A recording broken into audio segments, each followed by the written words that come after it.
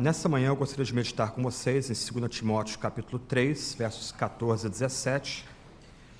Eu queria gastar algum tempo pensando sobre a autoridade e a importância da Bíblia, das Escrituras para nós hoje. 2 Timóteo capítulo 3, versos 14 a 17.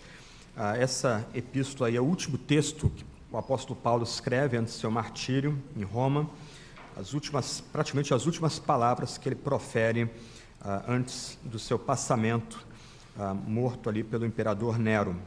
2 Timóteo capítulo 3, versos 14 a 17. Vamos ler. Tu, porém, permanece naquilo que aprendeste e de que foste inteirado, sabendo de quem o aprendeste, e que desde a infância sabes as sagradas letras que podem tornar-te sábio para a salvação pela fé em Cristo Jesus. Toda a Escritura é inspirada por Deus e útil para o ensino, para a repreensão, para a correção, para a educação na justiça, a fim de que o homem de Deus seja perfeito e perfeitamente habilitado para toda boa obra. Vamos orar e depois nós voltamos ao texto. Senhor Deus, nós paramos nesses momentos para ouvir a Tua voz. Senhor, fala a nós. Nós precisamos, nós queremos direção para o tempo presente. Então, ilumina-nos, concede Teu Espírito para nós, ajuda-nos, ó Deus, a fixar as Tuas verdades dadas na Tua palavra. Ó Deus, instrui-nos. Nós queremos ouvir-te, então fala a nós essa manhã. Nós imploramos isso em nome de Jesus, nosso único Salvador. Amém. Antes de considerar especialmente os versos 15 e 16 e 17, eu queria focar nossa atenção no que Paulo começa dizendo no verso 16. Ele abre essa passagem falando de toda a Escritura sendo inspirada por Deus. Antes de considerar palavra a palavra aqui, a Escritura é um termo técnico, ela aparece na Bíblia como significando um corpo de texto que é um tipo de documento que o povo de Deus tem que considerar com toda atenção, com a devida atenção. É uma palavra solene, uma palavra que lembra que o povo de Deus é guiado por um ajuntamento de livros, de documentos, e, no caso aqui, dados pelo próprio Deus. Então, a palavra Escritura é uma palavra técnica que aparece na Bíblia para se referir aí a uma coleção de livros que a igreja deve atentar. Antes, no verso 15, Paulo fala das sagradas letras, é um tipo de sinônimo aqui, tem o mesmo peso, isto é, Paulo recomenda que o seu jovem pupilo aí, Timóteo, pastor na igreja de Éfeso, considere com muita atenção esse corpo de texto, esse ajuntamento aí de livros e documentos. Só que esse ajuntamento de documentos não é um texto qualquer, um livro qualquer.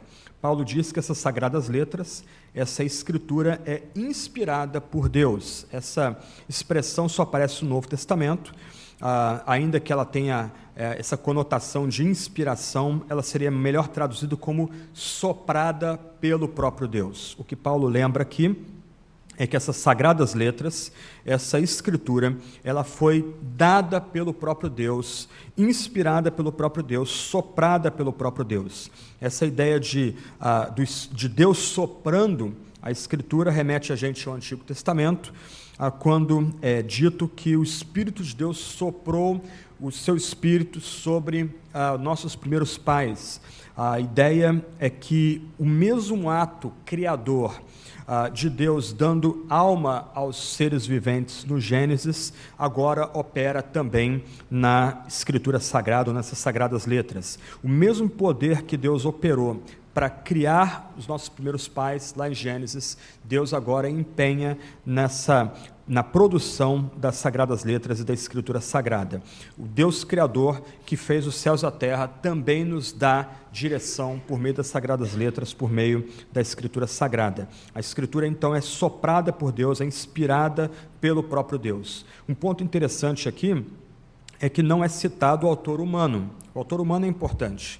Quando nós começamos a estudar com mais profundidade a Bíblia, nós vemos diferenças de estilo, nós vemos diferenças de gênero literário. Deus, por assim dizer, se serviu dessas peculiaridades dos autores humanos para produzir a Sagrada Escritura, produzir as sagradas letras. Mas toda a ênfase aqui está em Deus. A Sagrada Escritura não consiste aí das impressões dos seres humanos a respeito da ação divina, não são as percepções dos autores humanos a respeito do que eles acham que Deus é, mas Deus usou esses seres humanos para trazer a Escritura para nós, as Sagradas Letras para nós. Um ponto curioso aqui é a expressão toda a Escritura. Num sentido bem estrito, Paulo tem em mente aqui especificamente o Antigo Testamento.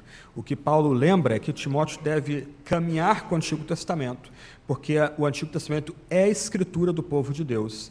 E o Antigo Testamento foi soprado, foi dado, concedido pelo próprio Espírito, pelo próprio Deus ao seu povo. Mas de uma forma muito curiosa, em 1 Timóteo capítulo 5, verso 18, Paulo, ao tratar do sustento dos obreiros, ele vai citar uma passagem de Deuteronômio, uma passagem, na verdade, que aparece 2 vezes em Deuteronômio, e ele cita lado a lado, nessa citação de Deuteronômio, uma passagem bíblica que aparece tanto em Mateus como em Lucas, e ele chama tanto a passagem de Deuteronômio como a passagem dos Evangelhos de Escritura. Então, se de um lado, originalmente, a Escritura que tem visto o Antigo Testamento, como alguns têm sugerido, o próprio Paulo vai chamar os Evangelhos de Escritura, isto é, Paulo vai igualar os Evangelhos ao Antigo Testamento, como um corpo de texto autorizado e que guia o povo de Deus na sua peregrinação. E Pedro, de uma forma bem engraçada, ele vai dizer que Paulo escreveu textos de difícil interpretação, como se ele também não tivesse feito isso, lá em 1 de Pedro 3, a ideia de que Jesus foi pregar os espíritos em prisão, e é um texto difícil de interpretar e que nem os intérpretes aí conseguem chegar a um consenso que Pedro realmente queria dizer ali naquela passagem bíblica, mas ele vai dizer que esses textos de difícil interpretação de Paulo também são Escritura. Então, já no período final do Novo Testamento, os evangelhos, as epístolas paulinas, são tratadas como escritura, com o mesmo peso de autoridade do Antigo Testamento. Então, a Bíblia que nós temos hoje, ela é escritura, a Bíblia que nós temos hoje foi inspirada pelo próprio Deus, foi soprada pelo próprio Deus, dada pelo próprio Deus para nós. Essa é a expressão, essa é a ideia que domina toda essa passagem do verso 14 ao verso 17. Toda a Escritura é inspirada por Deus. Essa Escritura são as chamadas Sagradas Letras do verso 15. Esses textos nos são dados pelo próprio Deus para guiar a nossa vida. Essa não é uma ênfase isolada no Novo Testamento. Voltando ao apóstolo Pedro, ele vai falar algo similar em 2 de Pedro, capítulo 1, verso 19 e 20. Naquela passagem ele vai falar dos homens que falaram da parte de Deus movidos pelo Espírito Santo. Pedro ali fala de seres humanos, de profetas e apóstolos sendo instrumento de Deus na confecção das sagradas letras da Escritura Sagrada. Mas o curioso é que a palavra movidos, que Pedro usa ali, movidos pelo Espírito Santo, ela vai aparecer em outro contexto do Novo Testamento, quando Paulo está num barco a caminho de Malta, e ele é literalmente impelido, ele é movido, ele é jogado, seu barco é jogado na direção dali de Malta. Aquele barco não tem vontade, o seu timão lá é impotente diante da tempestade que o assola, o vento, ele move aquele barco, e aquele barco acaba sendo encalhado na ilha de Malta. O mesmo se dá aqui, os seres humanos foram movidos, foram levados, foram tomados pelo Espírito Santo para registrar a Sagrada Escritura. Pedro, assim como Paulo, ele lembra que a Escritura não é um mero produto da inteligência de autores do passado, a Escritura não é uma mera coletânea de percepções que os seres humanos tinham a respeito da ação de Deus no passado, mas as Escrituras foram sopradas pelo Espírito, as Escrituras foram inspiradas por Deus mesmo, homens falaram da parte de Deus movidos pelo Espírito Santo. É curioso, um debate de Jesus com os fariseus em João capítulo 10, versos 34 a 36, o que está em disputa ali é a própria divindade de Cristo. Os fariseus ficaram com muita raiva de Jesus, porque ele disse que ele e o Pai são um, ele e o Pai comungam da mesma essência divina, eles comungam da mesma unidade da divindade, e Jesus ele lembra que no Salmo 82, Deus de forma sarcástica trata juízes corruptos, juízes iníquos como deuses. O Salmo 82 diz que aqueles juízes se acham deuses, mas Deus vai dar conta deles, Deus vai derrubar aqueles juízes iníquos. E aí Jesus diz, olha, se as Escrituras dizem, vós sois deuses, e aí ele diz algo curioso: a Escritura não pode falhar. O ponto ali de Jesus é que a Escritura, já que foi dada pelo próprio Deus, já que é inspirada pelo próprio Deus, a Escritura não erra. Você pode pensar que num silogismo bem básico: Deus não erra, Deus se revela, a revelação de Deus não tem erro. E a forma de sair desse silogismo é cometer duas blasfêmias aqui. É dizer que de um lado Deus não se revela, ou do outro lado dizer que Deus erra. Não tem como fugir desse círculo. O ponto aqui que é afirmado por Jesus, é que se a Escritura é dada pelo próprio Deus, a Escritura é de fato palavra de Deus, se a Escritura foi de fato inspirada, soprada pelo próprio Deus, essa Escritura é digna de toda confiança, ela não pode falhar, ou como a Nova Versão Internacional traduz, a Escritura não pode ser anulada. Mas um ponto importante aqui é que o apóstolo Paulo ele não quer oferecer para a gente uma teoria da inspiração. Ele não tem nenhum interesse aqui em resolver paradoxos e mistérios de como Deus usa seres humanos e nos dá uma Escritura inspirada pelo Espírito e sem erro, ainda que Ele use seres humanos imperfeitos e pecadores como nós aqui somos. Ele não tem interesse nesse ponto. Para Paulo é um dado de fé, é um pressuposto, ele já parte do a priori de que Deus mesmo deu a Sagrada Escritura. Ponto. Essa é uma questão básica para ele. Em meio à confusão do seu tempo, na época de Paulo, o Império Romano tratava como listas pelo menos 300 religiões, e o cristianismo era considerado uma subseita, uma divisão do judaísmo. No meio daquela balbúrdia de cultos e seitas, Paulo lembra que, diferente daqueles movimentos, para os cristãos, Deus, por assim dizer, salta o abismo, e Deus se dirige aos cristãos por meio da Escritura, e essa Escritura é inspirada, essa Escritura é soprada, essa Escritura foi dada pelo próprio Espírito Santo. Em outras palavras, para Paulo é um dado de fé inegociável que Deus fala, e fala àquelas pessoas do passado, e fala a nós hoje também por meio da Sagrada Escritura. Então esse é um ponto básico aqui. O alvo de Paulo não é elaborar uma teologia, uma teoria da inspiração, a doutrina da inspiração. Paulo já pressupõe que a Escritura é inspirada, ele não quer explicar esse ponto aí. O que ele quer, como bom hebreu, é mostrar o poder dessa Escritura e o que essa Escritura tem a ver com aqueles que receberam essa mensagem aqui de 2 Timóteo no passado e a gente hoje aqui. E a gente tem que voltar a um versículo. Verso 16, a gente volta para o verso 15. Por que a Escritura nos foi dada? Porque Deus inspirou essa Escritura, porque Deus, por assim dizer, soprou essa Escritura para nós, porque homens falaram da parte de Deus, movidos pelo Espírito Santo, nos dando a Escritura, para tornar-nos sábios para a salvação pela fé em Cristo Jesus. Esse é um ponto básico aqui. Deus vem a nós, na Escritura, para nos dar salvação, e nos dar salvação por meio do seu eterno Filho, Cristo Jesus. E essa salvação nos é dada, ou nós recebemos essa salvação pela fé somente. Um ponto bacana aí a se destacar é as Sagradas Letras tornam-nos sábios. A ideia aqui, que vem da mentalidade hebraica do Antigo Testamento, é que a Escritura nos é dada não para a gente acumular informação. De um aspecto, é muito legal a gente conhecer os dados bíblicos, conhecer os personagens bíblicos, saber ordená-los cronologicamente, ter alguma noção de datas, de geografia, etc., etc., mas a Escritura nos é dada para nos tornar sábios. Se você preferir, nos tornar homens e mulheres maduros. Essa é uma palavra moderna, mas que comunica bem a ideia de sabedoria. A Bíblia nos é dada não para nos tornar gente cheia de conhecimento, gente cheia de cultura, mas para nos tornar homens e mulheres maduros. E o poder da Escritura consiste em que ela torna adolescentes maduros, torna jovens maduros. Esse é um ponto muito importante aqui dessa passagem, mas o texto continua: sábios, maduros, para a salvação pela fé em Cristo Jesus. De trás para frente, quem nos traz salvação é Cristo Jesus. É interessante a inversão da ordem das palavras aqui no nome de nosso Salvador. Paulo quer destacar que Jesus é ungido, aquele especialmente ungido.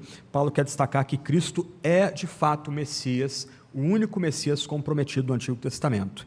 E esse Messias é Jesus, ou para lembrar o nome hebraico de nosso Salvador, ele é Josué, isto é, ele é aquele que traz salvação da parte de Deus. É o único que traz salvação da parte de Deus e por isso ele é ungido. Então, nós só temos esperança de vida eterna, de eternidade, de perdão de pecados, de recomeço por meio de Cristo Jesus. Nós o recebemos pela fé somente, e a fé aqui não é obra meritória. A ideia de fé é estender mãos vazias para Cristo. Quando nós somos instados a confiar em Jesus, a colocar fé em Jesus, o que a gente é lembrado, o que a gente aprende, é que nós não temos bem nenhum em nós mesmos. Nós não temos nada para barganhar com Jesus Cristo, ou com Cristo Jesus. Tudo que nós precisamos para sermos salvos está nele, exclusivamente nele e mais ninguém. Nós não somos melhores nem piores do que as pessoas. O que nos conecta com Deus é simplesmente Cristo Jesus, como apresentado na Sagrada Escritura. E, por meio da fé nele, nós somos salvos. E, diferente das ideias populares, a ideia de salvação aqui não está conectada apenas ao passado. A gente fala assim, eu fui salvo, eu coloquei fé em Jesus, foi salvo no ano tal, no mês tal, etc. e tal. A ideia de salvação aqui é de uma redenção completa e integral. Por isso que na Bíblia, especialmente no Novo Testamento, a gente encontra a palavra salvação sendo usada nos 3 tempos. Eu fui salvo, eu estou sendo salvo, eu serei salvo. E todo o processo é por pura graça e misericórdia. Nós somos conectados a Jesus no passado, nós somos sustentados em Cristo no tempo presente, nós somos preparados para a eternidade também por essa salvação que procede de Deus em Cristo Jesus. Então, um ponto muito importante para nós é que a Escritura é inspirada por Deus, é soprada por Deus, não para que acumulemos informações, conhecimento, etc. Isso é importante, mas a Escritura nos é dada para tornar-nos sábios para a salvação que vem em Cristo Jesus, recebida pela fé somente. Um ponto importante aqui é o seguinte: como a gente sabe que a gente está lendo de fato a Escritura? Como a gente sabe que nós estamos sendo de fato beneficiados pela Sagrada Escritura? Nós temos encontrado Cristo na nossa leitura diária na Sagrada Escritura? Será que nós crescemos no conhecimento do amor de Jesus Cristo ao meditarmos na Bíblia dia após dia? A imagem de Lutero, o reformador protestante do século XVI, é bonita. Ele compara a Bíblia a um berço. E quando a gente vai ao berço, a gente encontra o nenê, Jesus Cristo, envolto em manto e repousando nessa manjedoura. Será que quando você abre o texto sagrado, começa a ler o texto sagrado e medita no texto sagrado, você tem encontrado Cristo ali? Do outro lado, será que você tem crescido em sabedoria em Cristo Jesus à medida que você caminha com o texto sagrado? Esse é um ponto importante para nós. A Escritura nos é dada para a salvação em Cristo Jesus, para encontrarmos salvação em Cristo Jesus. Você tem sido moldado ou moldada à imagem de Cristo Jesus quando você medita na Sagrada Escritura? São perguntas importantes para nós, perguntas que a gente precisa responder para a gente até saber se a gente está de fato sendo edificado, se a gente está realmente crescendo no conhecimento da Bíblia, que é inspirada por Deus. Então, toda a Escritura é inspirada por Deus e nos é dada para nos tornar sábios para a salvação pela fé em Cristo Jesus. Esse é um ponto básico aqui. Tudo que vem depois, todos os outros benefícios que a gente vai ver nos versos 16 e 17, eles começam a partir do ponto em que nós, por meio das Sagradas Letras, somos tornados sábios para a salvação pela fé em Cristo Jesus. Nós chegamos à Bíblia para encontrar Cristo nela. A Bíblia é essa manjedoura onde Cristo repousa nela. Ao nos aproximarmos da Sagrada Escritura com fé, Cristo nos é dado. A gente precisa sempre lembrar, a Escritura é a carta de amor de Deus para a gente. Quando nós viajamos, é estranho falar de carta, né? Porque a gente raramente hoje manda carta, a gente hoje tem e-mail e agora WhatsApp, mas quando a gente viaja, a gente está longe dos nossos entes amados, a gente espera com ansiedade uma carta, uma mensagem de e-mail, uma mensagem de WhatsApp, e quando a gente recebe, a gente lê aquilo de forma assim, passional, a gente quer extrair cada detalhe das palavras que a gente recebe. Mas esse livro aqui é a carta de amor de Deus para a gente. O Deus que é maior do que todas as galáxias, o Deus que reina sobre céus e terra, Ele vem a nós. Ele nos dá as palavras dele a nós. Ele nos dá palavras inspiradas a nós. Palavras para nos tornar sábios para a salvação pela fé em Cristo Jesus. E aí Paulo continua. Toda a Escritura é inspirada por Deus e útil para ensino. A palavrinha grega aí é didaskalia, doutrina. A Escritura é útil para nos doutrinar. É curioso que algumas vezes pessoas têm aversão à doutrina. E aí você tem os chavões, as frases de efeito, a letra mata, o espírito vivifica, muito estudo deixa a gente maluco, esse tipo de bobagem que infelizmente circula no nosso meio. Mas a Escritura, que nos conecta a Deus por meio de Jesus Cristo, nos é dada para nós recebermos instrução, para nós recebermos um corpo de doutrina, que é preservado em credos antigos, que é preservado nos nossos símbolos de fé, que guiam nossa interpretação bíblica. A Escritura é inspirada por Deus, útil para o ensino. Mas que ensino? Deixa eu ler uma citação de John Stott, ela vai aparecer no quadro.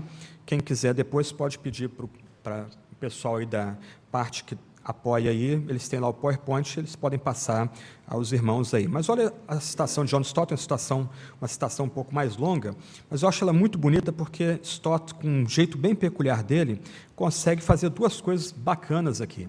De um lado, ele resume aquilo que é essencial à fé, que a gente aprende na Bíblia, essa doutrina, esse ensino que nos é dado na Sagrada Escritura. Do outro lado, ele consegue resumir a Bíblia em poucas sentenças, os 66 livros da Bíblia resumidos em poucas sentenças. Olha o que ele diz. A Bíblia é essencialmente um manual de salvação. O seu propósito mais alto não é ensinar fatos da ciência, como, por exemplo, a natureza das rochas da Lua, que o homem pode descobrir por sua própria investigação experimental, mas sim ensinar fatos da salvação, que nenhum explorador espacial pode descobrir, mas que somente Deus pode revelar. A Bíblia toda explica o plano de salvação, a criação do homem à imagem de Deus, sua queda em pecado através da desobediência e o consequente juízo, o permanente amor de Deus para com ele, a despeito de sua rebelião, o eterno plano de Deus para salvá-lo através de seu pacto da graça com o povo escolhido, culminando em Cristo, a vinda de Cristo como Salvador, que morreu para levar o pecado do homem, a ressurreição de Cristo de entre os mortos, sua exaltação no céu e o envio do Espírito Santo, e o resgate do homem, primeiro da culpa e da alienação, depois da escravidão e finalmente da mortalidade, em sua progressiva experiência da liberdade dos filhos de Deus. Nada disso seria reconhecido sem a revelação bíblica. Mais precisamente, a Bíblia instrui para a salvação pela fé em Jesus Cristo. Assim, sendo a Bíblia um livro de salvação e salvação por meio de Cristo, a Bíblia é essencialmente cristocêntrica. O Antigo Testamento prenuncia e prefigura Cristo de muitas e diferentes maneiras. Os evangelhos contam a história do seu nascimento, da sua vida, das suas palavras e obras, da sua morte e ressurreição. Atos descreve o que ele continuou fazendo e ensinando através dos apóstolos que escolhera, especialmente a propagação do Evangelho e o estabelecimento da Igreja, de Jerusalém a Roma. As epístolas expõem a ilimitada glória da pessoa e da obra de Cristo Jesus, aplicando-a à vida do cristão e da Igreja. O Apocalipse, por sua vez, descreve Cristo agora no trono de Deus, prestes a vir para consumar a sua salvação e o seu julgamento. Esta compreensiva apresentação de Jesus Cristo pretende despertar a nossa fé nele, de modo a sermos salvos pela fé. Olha que rico conteúdo nos é dado na Escritura. A gente pode escrever livros, pode gastar o tempo todo estudando a Bíblia, pregando, mas o que é surpreendente, dado o fato de que a Escritura é inspirada por Deus, sempre que nós voltamos à Bíblia, mais luz há para recebermos dela, mais alimento, mais trigo para a gente, mais pão para a nossa alma. Toda a Escritura é inspirada e útil por Deus e útil para ensino. Nós temos que voltar à Escritura. E 2 pontos para nós considerarmos. À luz dessa ênfase de Paulo, de que a Escritura é útil para o ensino, para a nossa doutrina, para nos dar doutrina, para nos doutrinar, a gente tem que ter uma disciplina de estudo equilibrado da Bíblia. A gente não pode satisfazer apenas com aqueles textos que a gente tem mais familiaridade, os textos que a gente gosta mais. Nós temos que estudar toda a Bíblia, de Gênesis a Apocalipse. E aqui não importa muito o roteiro que você vai seguir. Algumas pessoas vão querer ler todo o Antigo Testamento durante o ano, junto com o Novo Testamento. Outras pessoas vão ler todo o Antigo Testamento e mais o Novo Testamento 2 vezes. Outras pessoas podem caminhar com os Salmos, com os profetas, com os evangelhos. Não importa. O que é importante aqui é termos um estudo equilibrado de toda a Sagrada Escritura. Há muito para aprendermos de Deus na Sagrada Escritura. Há direção para tudo que nós precisamos na nossa vida. Há palavras de conforto, de consolo, de correção, de repreensão, de direção, de alento para nós em toda a Escritura. Então, nós precisamos de um estudo equilibrado de toda a Bíblia. E a igreja pode ajudar isso, muitas vezes com a escola bíblica dominical, com algum tipo de currículo que nos exponha ao texto sagrado, as leituras que a gente faz na liturgia, coloque um texto sagrado diante de nós. É curioso, um parênteses provocador aqui, a gente ganha familiaridade com os textos e a gente perde, muitas vezes, a força e a profundidade daquele texto. A gente, por exemplo, lê Salmo 23 e muitas vezes o que fica em nossa memória é só a primeira parte idílica, ovelha, pastor, o cuidado, mas a segunda parte, a linguagem da segunda parte é toda militar. É interessante como o salmista ele transita de uma noção de um cercado de ovelhas protegidas, alimentadas, guiadas mesmo no vale da sombra da morte, para um cenário onde os soldados do exército inimigo estão amarrados, ajoelhados, e ele se banqueteia diante daquelas pessoas derrotadas. Esse tipo de percepção provocadora lembra que há muito para a gente aprender da Bíblia, e a gente tem que caminhar com todo o texto sagrado, a gente tem que amar todo o texto sagrado. Do outro lado, a gente tem que lembrar que sempre que a gente vai ao texto sagrado, a gente tem que ter a percepção que Deus está se dirigindo a cada um de nós de forma pessoal. Isso é uma das coisas bonitas da Bíblia. Deus fala a nós de forma pessoal. A fé cristã não é esotérica. A fé cristã não depende de gurus e de mestres. Pastores, professores, são explicadores do texto bíblico. Ponto. Mas, do outro lado, cada um de vocês pode chegar ao texto bíblico e ouvir Deus falando de forma diretamente a vocês, Deus se dirigindo por nome a cada um de vocês. Então, se de um lado, na medida que toda a Escritura é inspirada por Deus, útil para o ensino, e há muito para aprendermos na Escritura, e a gente tem que ter um estudo equilibrado de toda a Bíblia, do outro lado, quando a gente estuda a Bíblia, quando a gente gasta tempo meditando no texto sagrado, nós somos surpreendidos com Deus se dirigindo a cada um de nós de forma pessoal. Isso é muito bonito, Deus falando a gente num versículo, num capítulo, às vezes numa sentença, às vezes numa única palavra.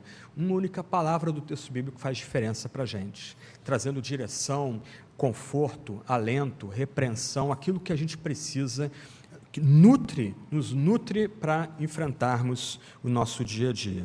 Então, toda a Escritura é inspirada por Deus, primeiro, para nos tornar sábios para a salvação pela fé em Cristo Jesus, mas também para ensino, para que a gente seja guiado pelo reto ensino que vem de Deus. Aí aparecem duas palavras na sequência, para repreensão e para correção. A primeira palavra tem um aspecto negativo, a segunda palavra um aspecto positivo. No caso, repreensão, a Bíblia nos é dada para refutar o erro e repreender o pecado. No meio da confusão que nós vemos aqui e agora, tantas vozes falando ao mesmo tempo no campo da religião, no campo da política, no campo da interpretação da sociedade, nós não somos deixados sem direção. Deus nos dá a Sagrada Escritura, que é inspirada por Ele mesmo, e ela é útil para a repreensão.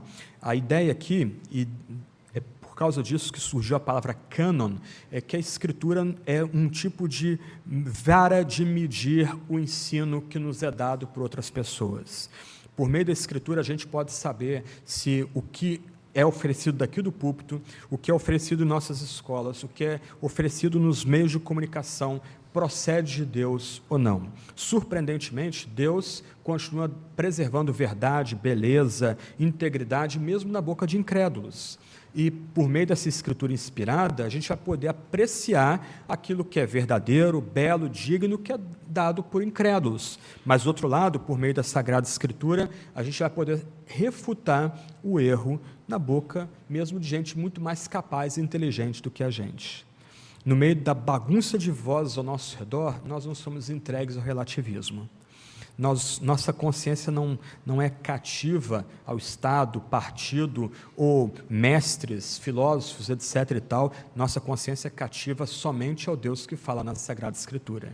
E aqui a gente tem um padrão, uma vara para poder medir, uma régua para poder medir aquilo que nós escutamos no nosso dia a dia. Essa Escritura, que é inspirada por Deus, ela nos repreende e nos traz para o caminho reto.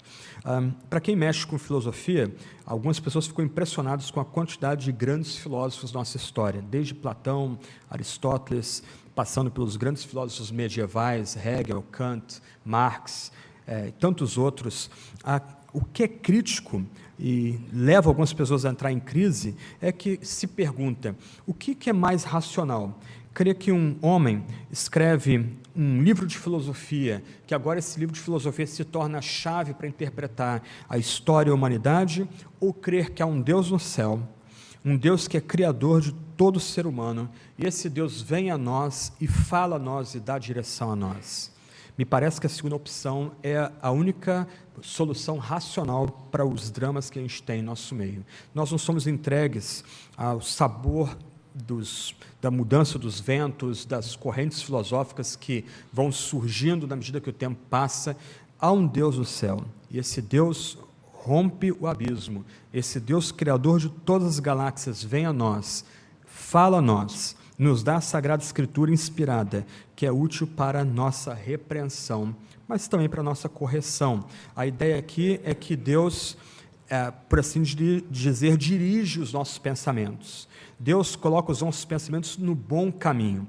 E aqui a gente tem que resistir a toda a tendência de moralizar a Escritura. A Bíblia não é um livro de moral, a Bíblia não é um livro moralizante. Algumas vezes a gente comete esse erro, principalmente quando a gente vai ensinar pequenos, a nossa tendência é contar uma história bíblica e fazer uma aplicação moralista da história bíblica.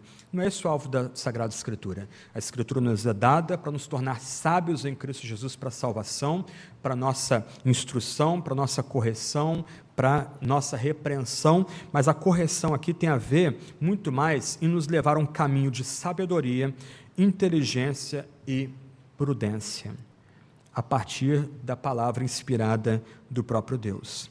Toda Escritura é útil. Toda Escritura inspirada é útil para a nossa salvação, pela fé em Cristo Jesus, ela é útil para o ensino, útil para a repreensão, útil para a correção e útil para a educação na justiça. A expressão literal no grego aqui é treino na retidão.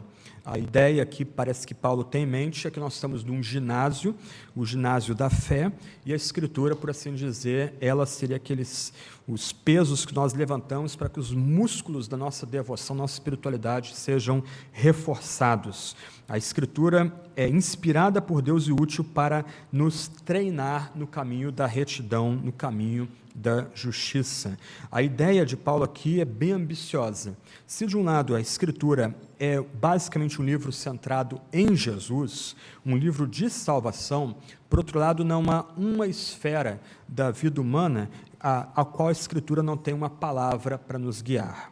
A Escritura tem muito a nos dizer a respeito da vida em família, do trato de esposo e esposa e do trato de esposo e esposa com os filhos. A Bíblia tem muito a ensinar a respeito de como os filhos devem honrar seus pais. A Escritura tem muito a falar sobre governo e política. A Escritura tem a nos ensinar também a respeito de economia, sexo, criação, educação, etc. Não há uma única esfera da nossa humanidade que a Escritura não tem uma palavra que procede de Deus para nos guiar nesse campo. O ponto aqui é que a gente não é deixado sem direção no nosso dia a dia. Por assim dizer, a Escritura então se torna um tipo de óculos com o qual a gente pode interpretar o mundo. A gente pode pensar arte, a gente pode pensar política, economia, educação mais abrangente possível a partir dessa Escritura que é inspirada por Deus e útil para a nossa educação, para o nosso treino na justiça. Educação na retidão, treino na retidão. Só que a gente tem que tomar o cuidado de evitar uma postura simplória quanto à Sagrada Escritura. A Escritura tem muito a dizer, mas ela não tem tudo a dizer sobre como a gente deve proceder no nosso dia a dia. A Escritura não dá uma palavra sobre o tipo de roupa que a gente deve usar no dia a dia. A Escritura tem um tipo de orientação bem curioso quanto à questão de bebidas alcoólicas. Em alguma medida, em alguns campos, a Bíblia levanta mais perguntas do que ela nos responde.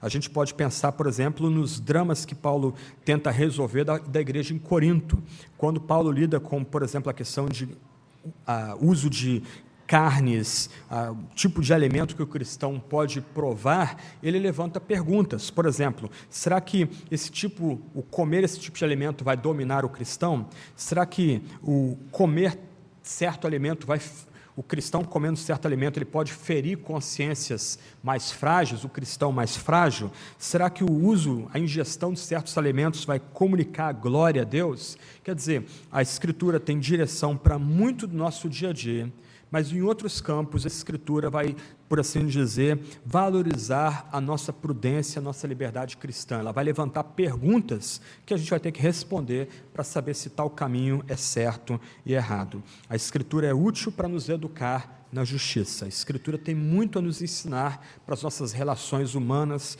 para as várias esferas da criação, mas também a Escritura vai levantar algumas perguntas que a gente deve responder no nosso dia a dia. Qual é o alvo de tudo isso? Porque a Escritura é inspirada por Deus, porque a Escritura nos é dada a fim de que o homem de Deus seja perfeito e perfeitamente habilitado para toda boa obra. O homem de Deus aí não é o pastor, não é o presbítero, o que tem em vista aí é o ser humano. A ideia é que a Escritura é dada para que homens e mulheres de Deus sejam perfeitos e perfeitamente habilitados para toda boa obra, a fim de que tem um duplo significado aí. De um lado, propósito, de um outro aspecto, resultado. A ideia aqui é que o alvo da Escritura inspirada é nos ajudar, homens e mulheres de Deus, a serem perfeitos e perfeitamente habilitados a desempenhar toda a boa obra. E a boa obra que não está conectada ao pastorado, mas está conectado a tudo aquilo que nós fazemos no nosso dia a dia para comunicar a glória a Deus. Mas, de outro lado, como a gente sabe que a gente está sendo atingido por essa Escritura divinamente inspirada? Como a gente sabe que a gente, de fato, está lendo com os olhos da fé essa Escritura que é dada pelo próprio Deus? A gente vai saber se a gente está realmente recebendo essa Escritura como palavra de Deus, se nós estamos sendo aperfeiçoados e preparados para fazer boas obras no dia a dia. Uma leitura meramente intelectual da Sagrada Escritura, simplesmente para acumular informação, não vai tornar-nos perfeitos e nem perfeitamente habilitados para fazer boas obras. Quando nós, de fato, estamos lendo a Escritura inspirada, salvos pela fé em Cristo Jesus, o que a gente vai ver em nós e nossos irmãos e irmãs sentados do nosso lado, é que nós estamos sendo aperfeiçoados, moldados e também habilitados e capacitados a fazer boas obras. Esse é um ponto importante aqui da passagem, a fim de que, como resultado, isto é, a Escritura útil, nos moldando, nos aperfeiçoando, nos levando a produzir boas obras, de tal forma que as pessoas vejam em nós que nós somos homens e mulheres de Deus. Eu queria encerrar essa meditação com a leitura de duas frases. A primeira, de um puritano do século XVI para o século XVII, John Lightfoot. Ele diz o seguinte, pensando aqui nessa passagem, toda Escritura é inspirada por Deus e útil para o ensino. A glória e a segura amiga de uma igreja é ser edificada sobre as Sagradas Escrituras. O fundamento da verdadeira igreja de Deus é a Escritura. E na página de abertura da Bíblia de Genebra, de 1560, não a que a gente tem hoje, mas a original, dizia o seguinte, A Bíblia é a luz para os nossos caminhos, a chave para o reino dos céus, nosso conforto na aflição, nossa proteção e espada contra Satanás, a escola de toda a sabedoria, o espelho no qual contemplamos a face de Deus, o testemunho do seu favor e o único alimento e nutrição das nossas almas. Que a gente, de fato, receba a Escritura como inspirada por Deus, que a gente receba a Escritura como aquela que nos leva à salvação pela fé em Cristo Jesus, e que, de fato, a gente seja ensinado, repreendido, corrigido e educado por essa Escritura inspirada, a fim de que, de fato, homens e mulheres de Deus, a gente seja aperfeiçoado e habilitado a fazer boas obras para a glória desse próprio Deus. Amém?